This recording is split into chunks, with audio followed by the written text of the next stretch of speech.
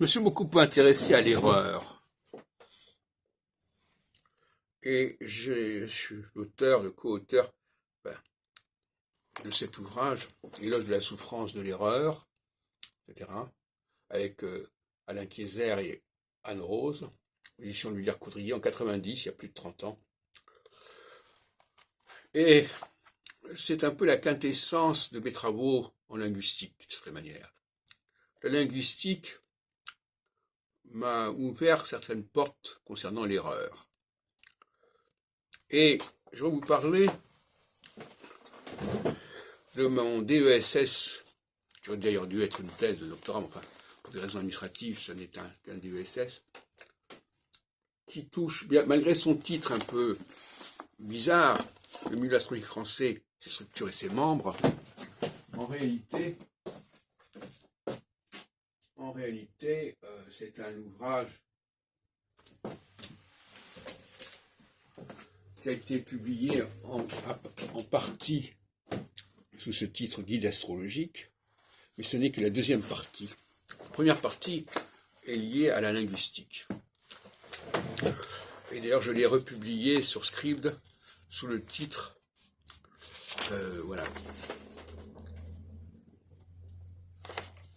mise en perspective de l'éthométhodologie, éthométhodologie et linguistique, linguistique et divination.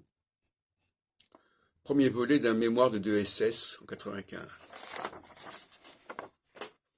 Alors j'aimerais bien que lorsque je parle de linguistique, on se réfère à ma dernière production majeure d'une première étape, parce qu'à cette époque-là, la dimension de l'oral et de l'écrit n'était pas encore suffisamment marquée. Mais justement, à ce propos, je regarde la table des matières de cet ouvrage, et je vois qu'il y a quand même un développement sur l'écrit et l'oral, et je vais regarder ce que j'écrivais à cette époque-là sur ce sujet. Parce que, justement, voilà, la dialectique écrit-oral, c'est ce que j'écrivais à ce moment-là. Vous savez, je redécouvre mes propres travaux, hein, évident. Je redécouvre avec vous, si on peut dire. Alors, la dialectique orale et écrit, en 95, donc il y a quand même 28 ans, qu'est-ce que j'écrivais sur ce sujet et qu'est-ce que j'écris aujourd'hui, en quelque sorte.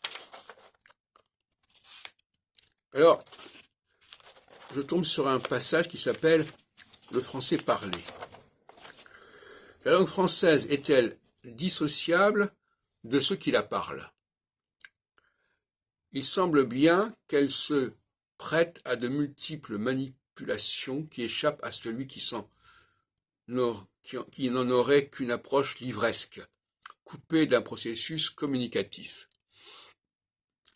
Je ferai ainsi remarquer que le français, tel qu'il est pratiqué de nos jours, et il est assez difficile de remonter dans le temps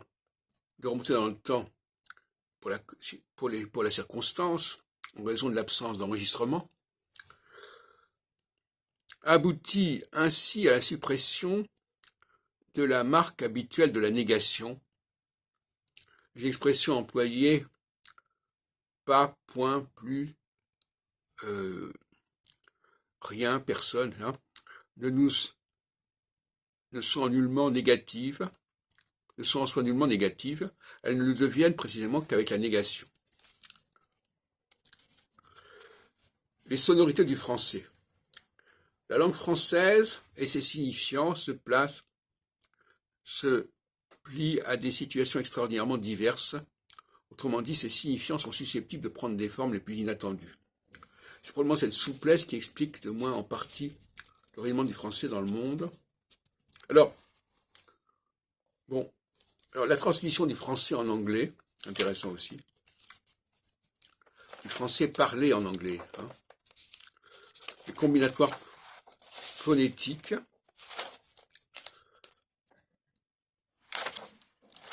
donc, voyez-vous, ça c'est un aspect qui a été un peu négligé par les chercheurs, à savoir que de la même façon qu'un mot peut avoir plusieurs significations, il peut aussi avoir plusieurs prononciations. Voilà. C'est ce qu'on appellerait la polyphonie du français, qui est plus intéressante que la polysémie du français, parce que beaucoup de langues sont polysémiques de toute façon, et sont synonymiques. Mais le français non seulement est polysémique, mais il est aussi polyphonique. C'est-à-dire qu'il y a un français écrit, mais ce français écrit peut être lu de différentes façons, peut être prononcé de différentes façons. Certaines sont complètement décalées par rapport à la langue parlée, mais ça existe néanmoins parce qu'il y a des gens qui parlent le français à partir de l'écrit, à partir d'une certaine codification de l'écrit qui n'est pas la bonne. Et je reviens sur ce que je disais tout à l'heure à propos de l'enseignement du français. Il faut enseigner la bonne façon de lire et de parler le français et de faire partir des façons dévoyées de la prononciation du français.